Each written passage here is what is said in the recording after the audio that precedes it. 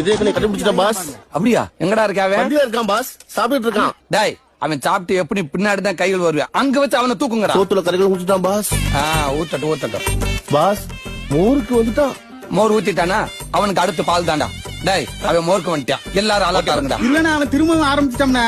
என்னடா சொல்ற? மறுபடியும் கறி குழம்பு கேக்குறான் பாஸ். பாஸ் மறுபடியும் மீன் குழம்பு பாஸ்.